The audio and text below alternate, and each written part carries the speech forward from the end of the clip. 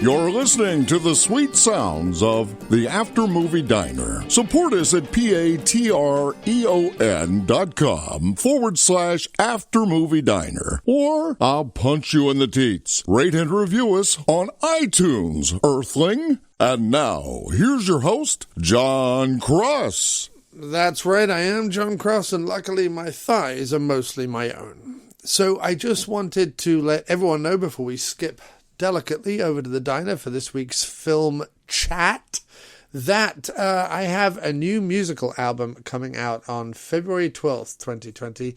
That is also happens to be my birthday, with my band Miscellaneous Plumbing Fixtures. We have so many collaborators. It's super exciting. We have a super group formed with Motone Media and Johnny Unicorn, also known as Zorsnajor, which is incredibly exciting. We have horns by Mitch Armbruster. We've got guitars by a variety of different people, Timothy Perantau and Gary Hornseth, and all sorts of great collaborators. Jay Mayo doing backing vocals. Matt Farley wrote his own song that I then wrote the lyrics to. We've got today's guest, Dr. Nic Consol, King of the Keys. He plays piano on the album. So many cool collaborators on the album. We've even got Justin Timpane, one of our Baltimore peeps, who is doing some rap on the album. Yeah, it's very exciting. So much going into this. And we just did our cover and title reveal on the weekend, the Saturday just gone. It's called Where Our Hearts Can Be a Shambles. And you can follow us on social as Miscellaneous Plumbing Fixtures, on Twitter at MiscPlumFix, that's MiscPlumbFix, over on Facebook, which is facebook.com/Misc Plumbing Fixtures, that's MISC Plumbing Fixtures. And of course, you can hear all our music and purchase all our music over at Bandcamp, miscplumbingfixtures.bandcamp.com. Really hope you'll all take the opportunity to do that and take a listen to the album on Spotify when it is released on February 12th. Look forward to that. Anyway, that's been a little public service announcement about music and me. And here is a little public service announcement from the people who pay the bills around here. And then after that, we will be gliding on down smoothly and softly into the Waverly Restaurant for this episode of the After Movie Diner. Well, here we are. Here we are in the delightful Waverly Diner. What a delight. It is a delight. The Waverly Diner is, it's up there with one of my favorite New York diners, I think. It might be my favorite. It's got nice, friendly staff, but also like borderline grumpy staff, which is kind of where you want a little edge to it. You want kind of right down the middle, a little bit of grump, a little bit of sure, sir, very nice, thank you. Now get out. Wooden decor. The decor is classic. I mean, it really is. The classic. neon sign, can't go wrong with that. Neon sign out the front. It's really a classic diner, classic shape, classic style. Mm-hmm. Good and you've got Dr. Phil. Dr. Phil on the wall. Not to be confused with Phil Rowe. Yeah, and I have Fat Giuliani. Which is wonderful. Do they have any other famous? They have that's hilarious. They don't. Oh, they have some chap behind the bar that I can't tell. But we're literally sat at the big two, the big New York Giuliani and Dr. Phil. Because when you think New York, I mean Giuliani, I get he was mayor, sure, but Dr. Phil, it's just a random. It's a random one. No, he's New York through and through. He is. Mm-hmm. Like Scorsese and he's up there with Derek Jeter. Well, Jeter, I mean, goodness me, he is the roots of New York. He is the roots. He is the tree. He is the fruit from the tree. Wow, I did not expect a forest metaphor. He is. He's a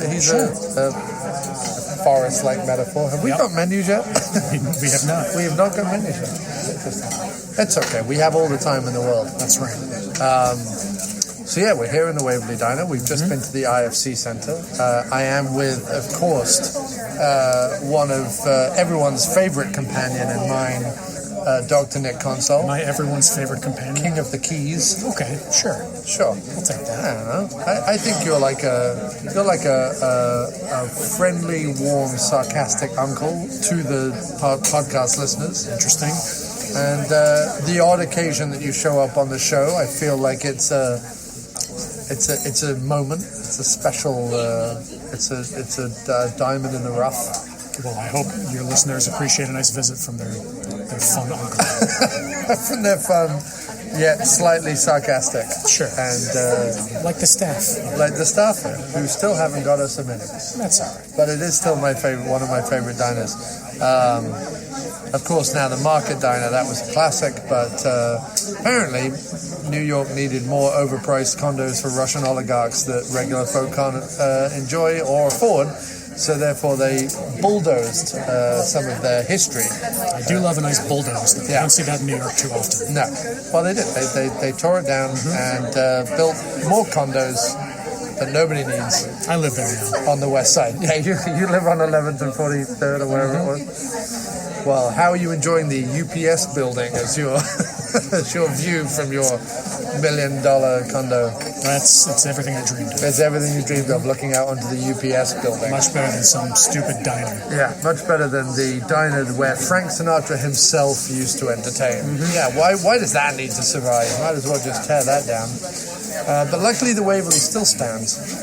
And it is just a stone's throw from the IFC Centre Cinema, where we just went to see Richard Stanley's and H.P. Lovecraft's Color Out of Space. Color Out of Space. Is that what it was called? I think so. Okay. The movie we just saw. Nic Cage. Nicolas Cage. Nicolas Cage, sorry. Sir Nick. Jolie Richardson. Sure. Tommy Chong. That's right, Tommy Chong. Did not expect to see him. And no one else? A couple of youngsters. A couple of youngsters who were tremendous. Oh yeah, everyone was great. Everyone was great. I mean, the alpacas, the whole thing. The alpacas who were named like Bob, Rowan, Jeff, and then Tor. The fourth one was Tor. You gotta have a Tor in there. I don't know. Like, did they source? What I want to know is, did they source the 4 alpacas from the same alpaca farm, and therefore there was just a really random naming, where they were like, well, that one can be Bob, that one can be Alan, that one can be Rowan, and then Tor? Or did they source 3 of the alpacas from a normal person, and one of the alpacas from some mad Dutch bastard? The guy who was just living where they made the movie. Where they made the movie. He was living in Tommy Chong's shed out in the wilderness. They were like, we really wanted 4 alpacas. We only managed to source 3. There happened to be 1 alpaca there. And some it was mad... Tor, and they decided they wanted a whole But quartet. how did they know the name? Because of the mad Dutch bastard who lived in the woods. He's Dutch? Why is he Dutch? Look at this guy. Look at the guy. Yeah, there he is. Founder of the Waverly Diner in 1979. Another Nicholas. Look at that. It's a triple Nicholas. Triple Nick. Nic Cage, Dr. Nic Consol, and Nicholas Sarafis. Best people in the world. Yep. Who founded this diner in 1979. He looks like a happy chap. Sure. Looks like he's sitting right about here. He succeeded with his life. He did not fail to achieve. He achieved maximum diner potential. My goodness. What a beginning. Yeah, what a beginning. It's Color Out of Space. It's H.P. Lovecraft mystery. It's to do with the ancient ones from another space-time dimension or something coming down in a... Check separate together. One check, one card. Together. Together is fine. Okay. Yes, I will have a. Do you have a bison burger or just regular burger? Regular burger. Regular burger. Okay, regular burger with bacon and Swiss, please. French fry, no French fry. French fries, please. I'll have it deluxe. And can I get a side of brown gravy with that? Any drink? No, water is good. Yes, sir. Can I have the Waverly Milk? Deluxe French fry, no French fry. Deluxe. French Any fries. drink? Can I get a Heineken? Heineken. Glass or no glass? Glass. Thank you, sir. Thank you. Thanks. All business. That's how it's All done. business. That's how you order. No fluff. No fluff, no frills. Doesn't want to get to know us, and I don't need to get to know him. I actually do want to get to know him. He did his business, and that's all good. But I don't want to get to know you, so that's interesting. Well, you don't need to. Unfortunately, much like Jolie Richardson and her son in this movie, I've latched onto you. Wow. And don't give too much away. try as you might, you cannot shake me loose from your back, unlike some sort of weird flesh backpack. When I saw that, I did think about us. I thought, yes, John is like a weird, childish flesh backpack. Anyway, they're either from outer space or they're from another dimension. Normally, his H.P. Lovecraft's like monsters or aliens, they're actually from other dimensions. They're not from space, right? Thank you. But there is some indication that actually they're just interplanetary. Definitely seems to be alien. It's a comet that brings the... It's a comet, yeah. Brings the nonsense. Brings the nonsense. Very mischievous comet. Yeah. Brings basically a large coloured... what do they call them? Rocks from space? Meteor? Meteor, that's it. A large pink glowing meteor that lands in the garden, from whence essentially madness spills. So it starts to mess with time, it starts to mess with psychology, it starts to mess with emotions, and it basically becomes in the vein of sort of Evil Dead meets The Thing meets Alien Factor. It meets it was in the woods with the it was in the woods with alien life forms. Based on a family, and Dola's birthday yesterday, so this is sort of a little bit of an anniversary right there. It's almost a direct sequel to Galaxy. Almost a direct sequel to Galaxy. Yeah, almost, except it's a New England one rather than a Hicks versus. Sure. Unfortunately, they missed a trick and did not put Anne Frith in the movie. I mean, George Stover was available. Right. This is what sort of blows my mind. George Stover is readily available, and yet underutilized. I mean, he's very busy. Utilized within the Baltimore area, but just not. Let's get him. Let's get him nationwide. Get him in a Richard Stanley. You put him in Tommy Chong's role. I mean, now Tommy Chong is great. Yeah. Don't get me wrong. Yeah. But I would have put him in the sheriff's role. That's right. That's he would have been the sheriff. That would have been his thing. But I would have given him more lines. And I certainly would have given him a sequence where he walked in the woods for a longer than the sheriff did. Yeah, that was way too short. Way too short. And not, I have to say, and you might jump in here as well, but considering our love of B-movie soundtracks, I felt like the soundtrack was lacking in parts. I felt like there was more avenue for wacky synth. Not just synth, but some form of soundtrackery that was not happening for me. I dug the soundtrack. It sounded really similar to Annihilation, the soundtrack to that one. Have you seen that? I haven't. It was like kind of almost vocal synths going on. Right, yeah. Probably with a vocoder or something. I just felt like a lot of the movie was either sound effects or quiet, and then the soundtrack that there was more like booms and very atmospheric, less melodic, I'd say. Which is a thing that's I enjoy it. Yeah. But I do miss a nice 5-minute walking through the woods sequence with a great theme. Right, with a lush synth psychedelia. You want the synths to be as lush as the forest. Yes, that they're walking through. That's exactly what you want. That's the number one rule of soundtracks. But it may have been that because one of Nic Cage's previous forays into horror madness, Mandy, was so densely rich with soundtrack. True. My feeling in that movie is that there's only about 3 lines, and the rest of it is soundtrack. Yeah. Waves like of sound. Walls and waves. Let's go waves. Let's go waves. Mm-hmm. I feel like waves is too cliche. Well, it's a cliche for a reason. Right. Walls of sound is used. Coltrane. Right. Yes. The Grateful Dead did it. And then that guy who was at one point very popular, but then shot someone. You know who I mean. Al Pacino played him in the movie. Anyway, I know his name. I'm honestly trying to remember his name, but I'm pushing 40, Nick, and the brain is going. What are you talking? I'm talking about Phil Spector. Of course, I'm talking about. There you go. The Wall of Sound. Phil Spector's Wall of Sound. His work with Tina Turner, quite evident of the Wall of Sound. Anyway, that's our first Tina Turner reference of the. Yeah, I could have gone John Lennon. I could have gone ruining Let It Be for all the Beatles fans who didn't want 17 tracks of strings on everything. I don't know. I kind of like the Let It Be Phil Spector version. Me too, but I think that the grand consensus is more. That's why they released Let It Be. I know. Naked, I'm glad that both are out there. Again, you listen to Let It Be Naked, you're like, I miss the strings. That's okay. I miss the strings. Mm-hmm. Yeah. From the guy that Al Pacino played. Who shot someone?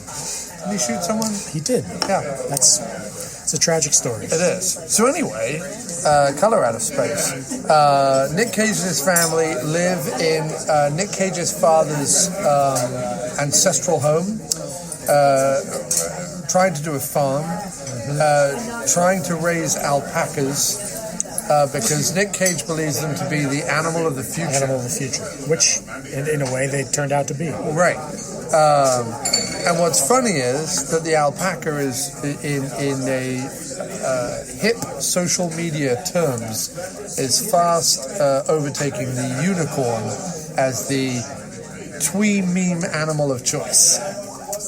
Wow, the things you learn. It's true. It is true. The twee meme animal of choice. The twee, as in like cuddly, ironic, and hip, and cozy, and the twee meme animal of choice. Yes, is the alpaca. Well, the unicorn used to be the thing, like unicorn shooting rainbows and unicorn whatever it is. Because everyone loves unicorns, but now alpacas are more often than not being replacing the unicorn. What blogs are you reading where you're saying all these alpacas? Maybe I'd create twee meme weekly. There was an article in Twee Meme articles that said about alpacas. But no, I feel like alpacas have always been something of they're a silly animal. They're sort of the giraffe of the goat world. The giraffe. I mean, they're like they're shittier llamas, is what they are. Right. I mean, I think I don't know which one is better. Actually, you're calling it here though. You're saying that the alpaca is a shittier llama. I just think you're saying that the llama is prouder, more majestic. The llamas I was aware of them first. Right. And I loved llamas. Right. I mean, who doesn't love llamas? Who doesn't love a good llama? And then alpacas came along and was like, all right, it's the same thing. Right. It's the same thing, but we're calling it something else. Right. Because all the twee memes. I think, aren't they the same animal? It could be. Yeah. It's like a brontosaurus and a apatosaurus. Whereas, of course, no alpaca ever rose to the highest earthly manifestation of the Buddhism. Whereas the Lama did. So he's got that covered. That's great. Yeah. Which is nice. Yeah, which is nice. So raising alpacas, meteor hits, glows pink. Flowers slowly start to sprout up all over the hillside. There's something weird in the well. Time starts going subtly at first. Subtly, but no. It is a slow burn. Even with all the craziness in the third act, it still spreads it out. It doesn't ever hit the ground running. Yeah, it never reaches that. But it's kind of a lot like Evil Dead. Where it's like there'll be something crazy, and then just kind of you chill out for a minute. Yeah, let it breathe. I definitely felt that it had, in terms of pacing, an Evil Dead. No question. Pacing, and that's again, that's not just me quoting it because I often use it as a reference to things. It legitimately had. First of all, it had lots of nods to that, but and again, like I was saying outside the cinema, The Evil Dead, although not an H.P. Lovecraft story, has lots of Lovecraftian elements to it. Mostly, obviously, the Necronomicon, but various other things. Indication that there is some otherworldly spirit that is possessing the living. Here you go. Gravy, mayo. Look at that, gravy. Bacon, Swiss. Look at this. Waverly. And an onion ring. Look Enjoy. at that. Of course, That's free. wonderful. Thank you so much. A free onion ring. Just a delight. Just delightful. a delight. Without wanting to sound weird on the podcast, would you like my pickle? If you don't want it, you'll have a nice pickle. Yeah, throw it right on there. I did wash my hands, I promise. So lots going on. Slow burn. Great effects. Like, what's it? What was? And I think it benefits from the big screen as well, which is why I'm so glad we saw it that way. Very often with these films that are obviously of a low budget and of a type, and recently there's been quite a few. Very often it's either the shooting style, so it looks too digital, or it looks too video-y, or it looks too shot on a budget. Lets it down. And the effects very often let it down. Aside from a little bit of sort of digital light show, which did look a little chintzy in parts, I thought... Video game-like, maybe. Video game-like, yeah. I thought, in general, the cinematography was superb. Definitely. I thought the way he economically shot the effects was fantastic. And I even thought most of the digital effects were pretty great, too. It was a good mix of practical and digital to where, it wasn't just nothing but CGI monsters. Right. There'd be like some wetness to it or something. Yeah, no, there was a texture, a texture to it, and there was plenty of practical effects. And again, practical effects that definitely harken back to stuff we've seen before. Straight out of the Thing. Lots of The Thing, a little bit of Hellraiser. There was some stuff in there that was very familiar. All the stuff in the attic reminded me a lot of Hellraiser. But I didn't mind that, because it didn't feel like I say, because those movies back then were so heavily influenced by Lovecraft anyway, and a lot of the stories are very similar. Came full circle. I don't mind it coming full circle. It didn't feel like they didn't have ideas. And I actually thought the way Stanley filmed them, so different to the way they're filmed in the other movies, added to it. He did a lot of close-ups. He did a lot of... Never felt derivative. It was like an homage. So overall, what did you feel about the movie? You just put a large thing in your mouth, but how did you feel about the movie? Just put a large... I don't know. Sorry. I don't know what you just put in your mouth, but you put something... It's a pickle. It's a pickle. Okay, you put a large pickle. Which turns out is the worst podcasting food to eat. Sure. It's very crunchy. But also succulent. Crunchy and succulent. Yeah, it's that pickle conundrum. The after-movie diner.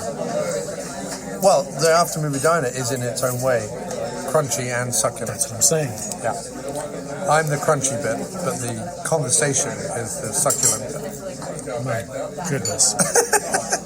Anyway, sorry, I asked you a question. Yeah, what was the question? What did you think of it? Like, what were your thoughts and ideas about the movie? I loved it. I thought the horror elements were great. I thought the pacing was perfect. We like a slower build movie. Yeah, but then there's also payoff to it. It's not all atmosphere. No. No, there was lots of gore, surprises, creatures. And I like the way they bookended it with the passages from Lovecraft. Yeah. I assume. I didn't read it, but... Yep.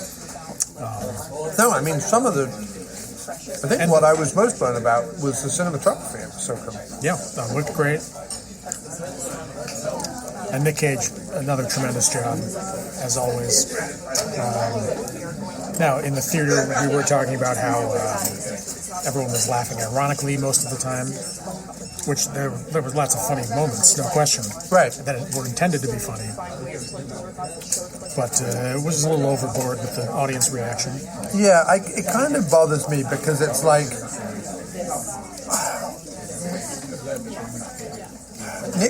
Nic Cage is treacherous waters because most people have this, Nic Cage is insane. I like to go and watch his films because he's so bad and crazy and wild, and I want to laugh at it and stuff like that. I've never really felt that. I mean, he's definitely a weird person, just the stories about him and so on. But in his movies, I understand why he goes to the places he goes in his performances. Yeah, it fits. And while, yes, he has done the Wicker Man remake, which he will literally never live down, he's also done some really fine work and a lot of really good movies. And he's had a run of it. He did Mum and Dad, he did Mandy, which was, of course, sort of the indie darling of last year, and now this. And he's found a groove. Well, I just think if people are going to see this because, I hear Nic Cage is really off the chain in this one, I think that's a shame because I think the movie deserves a lot more than that. Yeah, I mean, if that's why they're going to see it, they won't be disappointed. Right. Well, that's the other thing, is that if you are going to see it because you want to see Nic Cage being weird, you get lots of Nic Cage weirdness. But that fits perfectly with what's happening right in the movie. He's doing his job. He's also doing got it well. Insanely good timing. His timing is so good. All the different voices he was using in this one, too. Yeah. The crazy accents. But the timing was so good, and he's not doing it because, he's so off the chain and he's so weird and he's so whatever. He's doing it on purpose to both be satirical and funny and comment on. You could tell that the occasions that he was putting on that voice that he was doing and talking to his family, and if we all just stick together, you could tell that there he was meant to be doing his father, and he was commenting on the fact that his father was an irascible old bastard, as he mentioned at the beginning of the movie. And I felt like he was somehow channeling his dad. When he was screaming at his daughter. Yeah. Right after they got back from the hospital.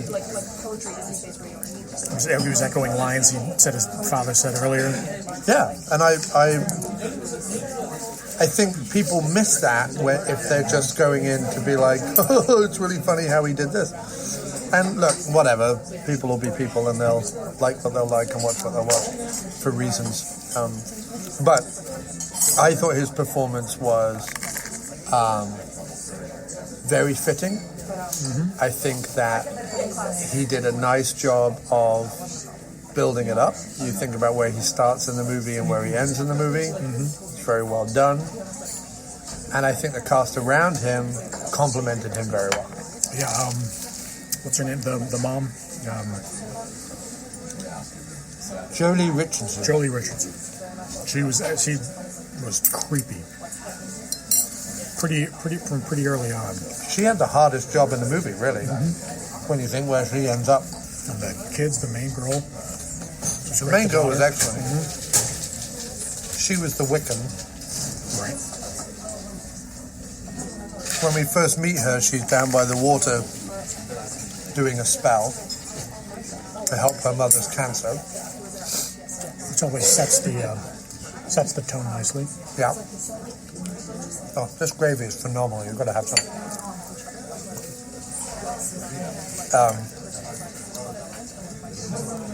I even liked the hydrologist or whatever they were calling him, the guy who was there to do the water table testing. Yeah, he was great and grounded the whole thing. Great, because he was the guy. He was never going to be the hero. By the time he shows up, obviously too much has gone crazy. But he's the guy through which we sort of see all the madness. The narrator. Yeah. But no, for people saying that it wasn't a return to form for Stanley, or saying that they felt it was compromised or whatever, I didn't feel that way. I thought it was excellent. Now, what are his others? I'm not sure that I'm... I think his big one, and people are going to have to forgive me, but I think his big one is Hardware. I think that was his big hit. It's like 90s. Yeah. Never saw it. But no, I thought it was...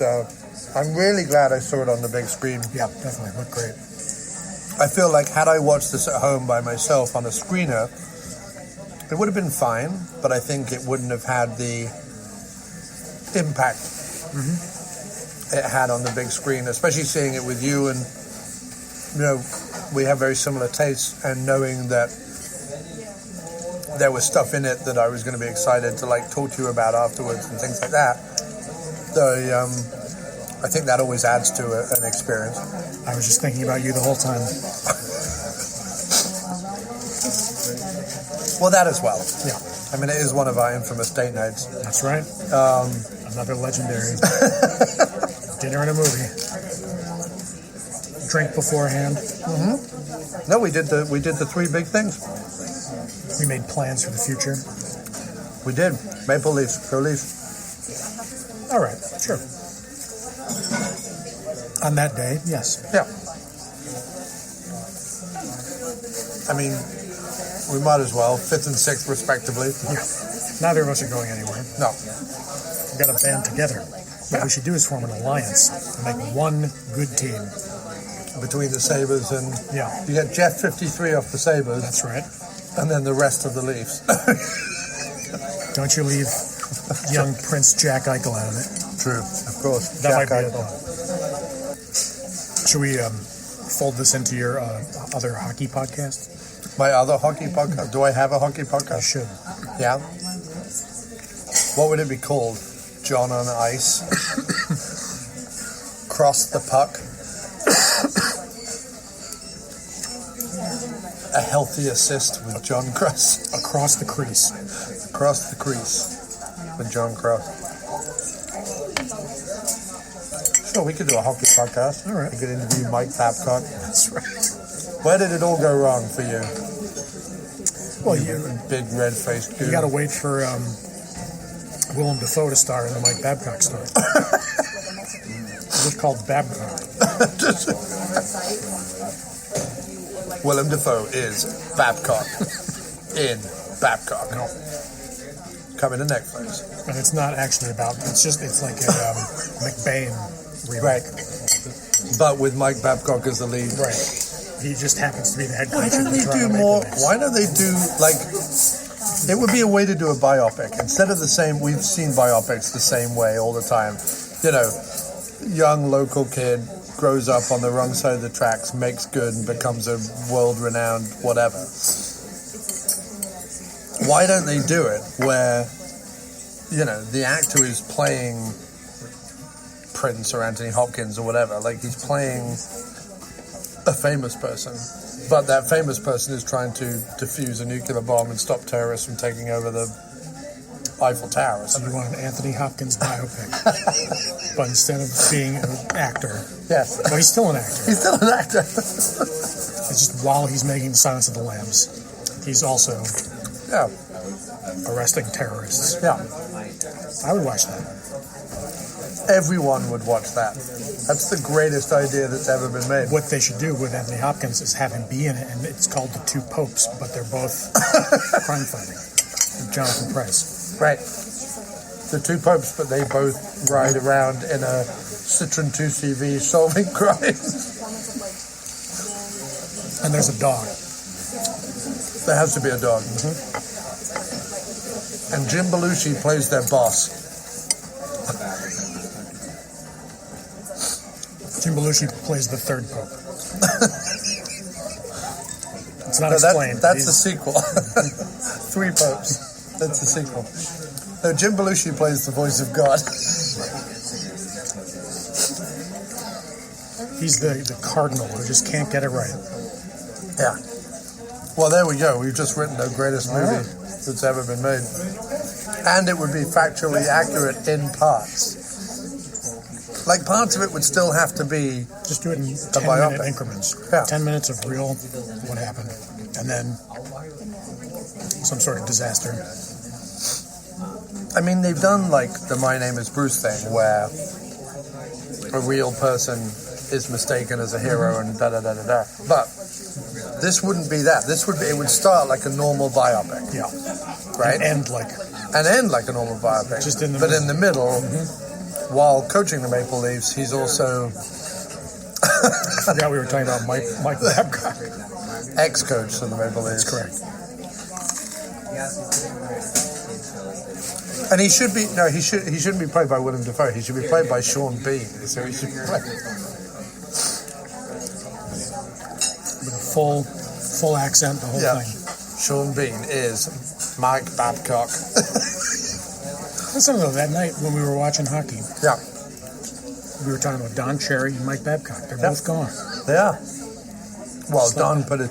We Don did it to watched. himself. We watched Don do it to himself. Didn't even realize. Oh, we were just like, look, listen to that mad old bastard. Yeah. He's been a mad old bastard for 40 years, and suddenly people care. No, that's a biopic I would watch. Yeah, But he would have to play himself. yeah. What about? Damn it, I've forgotten his name now. Died recently, but used to wear the loud jackets at the Yankee game. Oh, Craig Sager. Craig Sager. A biopic of him. George Stover is Craig Sager. It's Craig Sager and Don Cherry. It's called The Two Popes. You obsessed with the two popes right now. Have you just watched it or something? No. That's just it's going around right now. That's what the kids are into. It's like alpacas. Right. The two alpacas. It's about the It's popes. an alpaca playing Al Roker in the two popes. I don't know what I'm going to. Twee meme Al Roker. I'm just writing memes left, right. I'm writing memes that I can't cache is what I'm doing right now. But anyway, I like the idea. How's the gravy? Craig's, it's amazing. It's delightful. Craig Sager and Don Cherry. Craig Sager and Don Cherry are crime-fighting commentators. All right, well, I'm in. Well, you have their rise to fame as commentators, and then on the same night, Yeah, it's a sudden death situation. right? But it's to combine your love of baseball-themed horror films. At the baseball, at the ice hockey, it's sudden death, right? Terrorists take over the ice rink. Don Cherry has to fight them off. At the baseball, it's a mad slasher who started killing people in the bleachers. And Craig Sager has to throw off his brightly colored jacket and defend. Or the clues suggest that it's a sideline reporter of some kind, a commentator. Right. But you don't know if it's Sager or Cherry. Right. One of them is trying to stop it. One of them is the killer the whole time. That's interesting. And it's called The Two Popes. With Jim Belushi as the voice of God. I love it. Let's just make that right now. And that's why we love The Color Out of Space. Yes. No, I think that we should run a film studio. And the fact that we don't is probably a crying shame. That's right. I don't know who's in charge of those things, but It'd be funny because every script that would come in, me and the writer would discuss it back and forth, and you'd just be like, and it's going to be called The Two Popes. as I eat a pickle. Is there any way we can make this about popes? Catholicism is big right now. Pope stuff is huge. People love the popes. Do they shit in the woods, though? That's what I want to know. All right, rein it in. Come on. Rein it in. So, what else can we say about Color Out of Space? I mean, I really think the Tommy Chong role is tremendous. yes, Did a great job. he did a really good job. He's the, I love the way he's just referred to as, oh, he's our squatter. I thought he said Squire when he Yeah. introduced him. That's interesting. Tommy Chong is our hippie squire out in the woods. But he lives in a lean-to in the woods. Your typical... really nice. I aspire to something like that someday. Yeah. Oh, I liked his the reel-to-reel tape machine. And he said no one believes it unless you have it on Memorex, which I thought was fantastic. The scene at the end with him, with the tape player. Yeah. So good. Really good. Yeah, and that effect where the light slowly took over his head and his face caved in, I was like, that is pretty creepy. We've all been there. Pretty creepy. And the makeup on the daughter. What was the daughter's character's name? Lavinia. Yeah. It was amazing. Yes, it was. I couldn't help thinking of that. Is it Mac the Knife where he says Laurie Lavinia in it? Mac the Knife? The song? Yeah. The Sinatra version. I think he quotes the name Lavinia in that song. Oh. Do some, get your research department on it. Yeah, I don't know what I'm talking about. What's the song where he talks about Miss Lulu Brown? Isn't that Mac the Knife? It's Lulu's Blues. Yeah. Well, I couldn't stop thinking about that either. But no, the set was great. I loved the way that the coloured foliage, the plants, the trees and everything. Very subtle. It wasn't like they came out one morning and it was all just mad colours. It wasn't until Cage opens the barn at the end to go take out the thingified alpacas that you suddenly realise that the garden behind him is entirely purple. Up until then it had been a plant here, plant there, and I really liked, like, wrapped around the tree there was like this deep purple ivy that was very subtle. It wasn't like they never focused on it, but you could see that it was kind of coming up. I think all it lacked, if it was to be a true Lovecraftian horror, is some tentacles. It kind of lacked tentacles. Well, the tree had grass tentacles. had tentacles, the tree had it, but I mean proper, like, slithery, slimy. You want the suction things. Yes. Well, we'll see what we can do. If you could have them remake it tomorrow, which they'll do it anyway. The two popes. Right.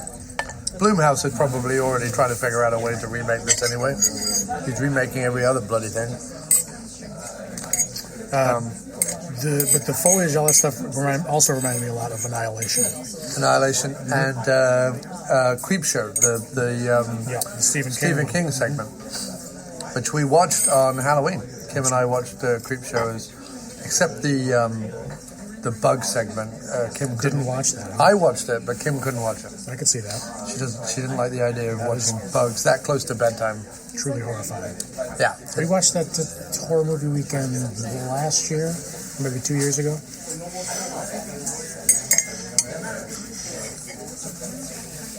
Still, the Leslie Nielsen, Ted Danson segment is just incredible.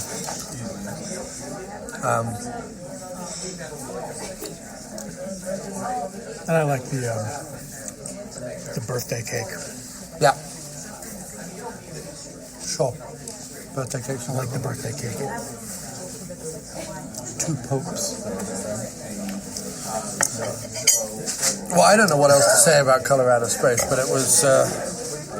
How many popes would you give it, Nick? Out of 10 popes? John, I think I have to give it 2 popes. 2 popes out of 10 popes. Okay. Yeah. 2 popes out of 1 pope. Oh, which is kind of like what happened to the llamas. Or I guess it was 4 llamas into 1 llama. Well, into 1 multi-headed llama, though. Yeah. That was well done, though. That was well done. Oh, great. Very, very much like the thing. I wonder who did the effect. Jeff Effects. Very small workshop. Also, I wonder where it was filmed, because it's meant to be Massachusetts, but... Yeah, that's, well, is it Massachusetts where all the Lovecraft stuff happens? Yeah, Miscellaneous University.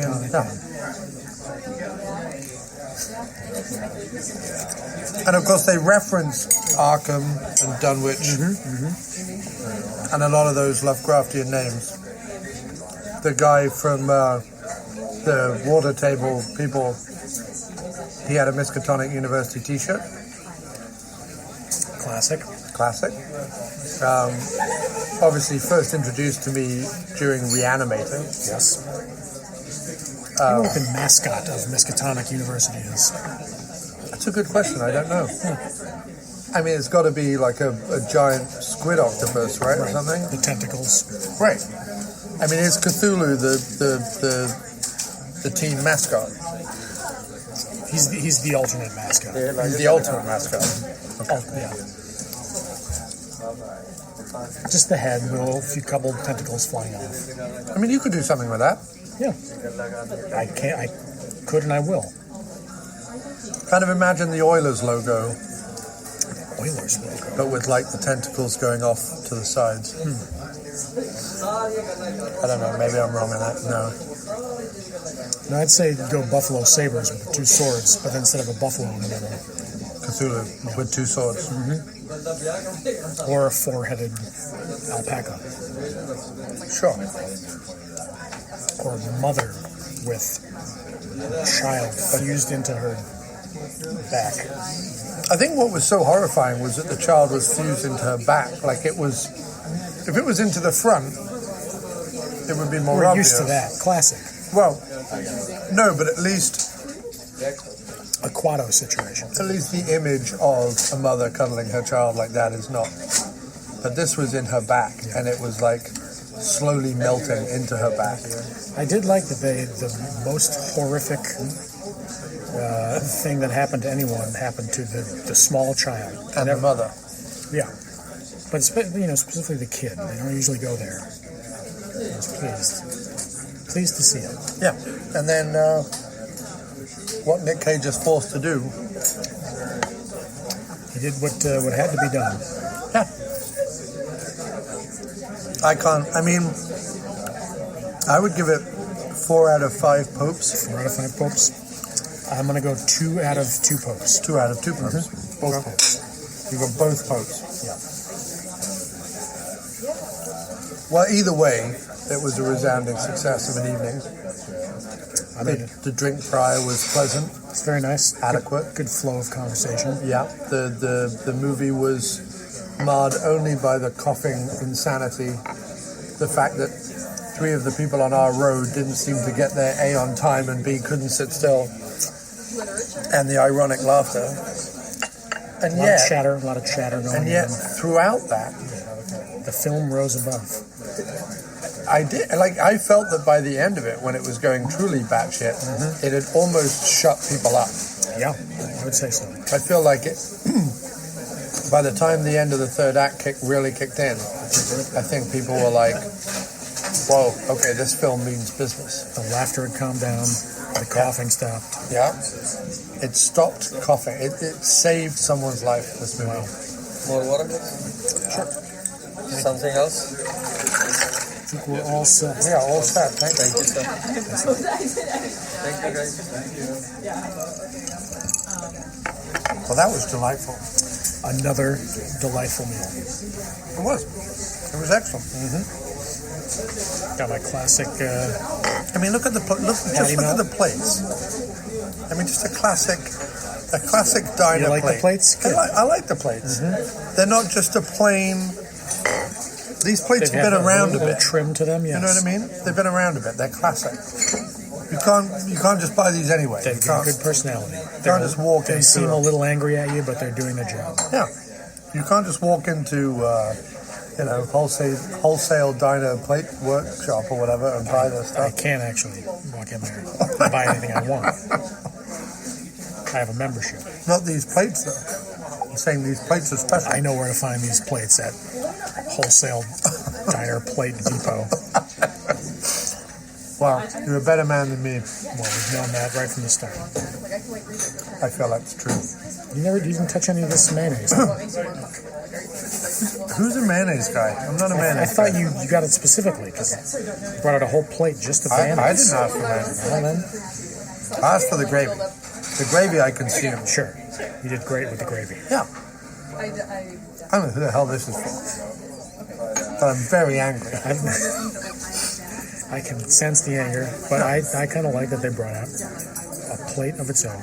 Well, they might have assumed as a European that I dabbled. Sure. They don't know that I've fully assimilated. Have you fully assimilated? Sure, pretty much. All right. I have ketchup on my fries, not mayonnaise. I'm not like some filthy interloper. I do like mayo on my fries, I gotta say. Mixed with the ketchup, though. Yeah, but that's because you were born near the border. No, I was born in Hartford, Connecticut. Well, you grew up near the border. Sure. Is that a thing in Canadians Canada? They do love mayo? yeah. Canadians and the Dutch. Filthy, filthy Dutch. I have no quarrels with the Dutch. Or Canadians. Neither do I. I don't have qualms with either of the people. Canadians are my favorite people. I don't on have any earth. qualms at all. I have some qualms, I know. but I keep them hidden mostly. Not as well as you think. No. Certain shirts, you can see. You can see my qualms. Poking out. Sure. I got a plan already. Well, this has been fantastic. Mm-hmm. If people haven't enjoyed this podcast, they're insane. Well, if only they could taste the food. And smell the smells. Well, I tell you what, I'm going to invite all the audience to the Waverly Diner. By all the audience, I mean the two people who have got this far listening to this show.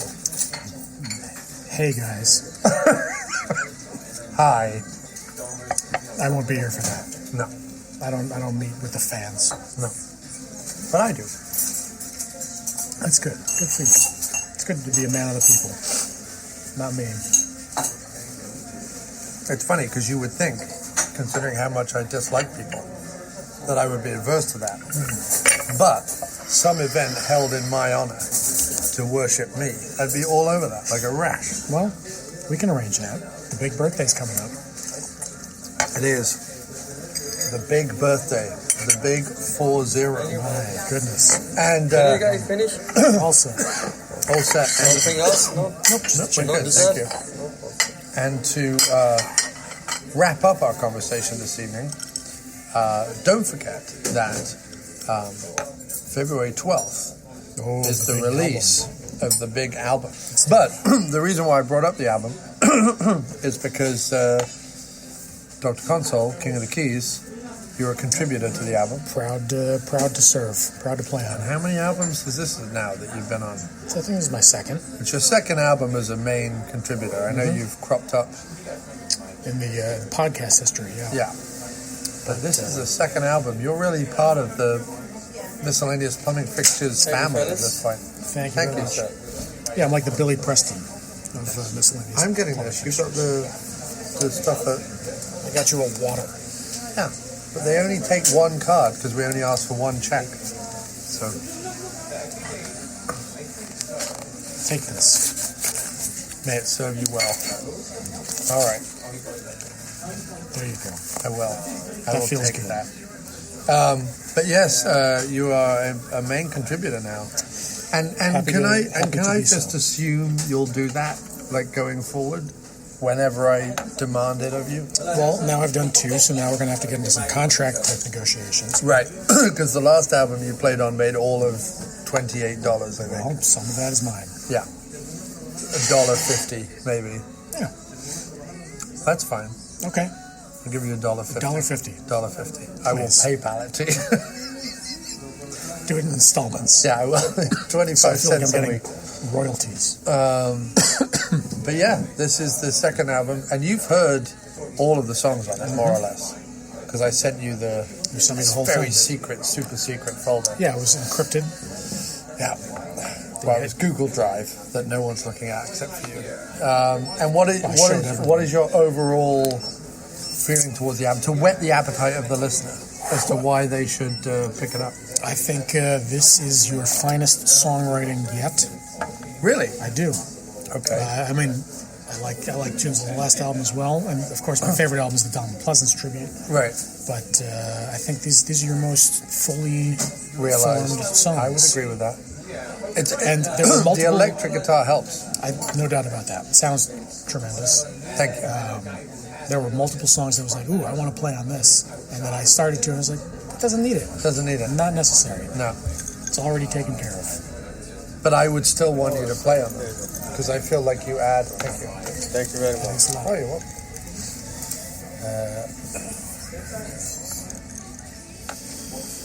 So I'm looking forward to hearing the finished product.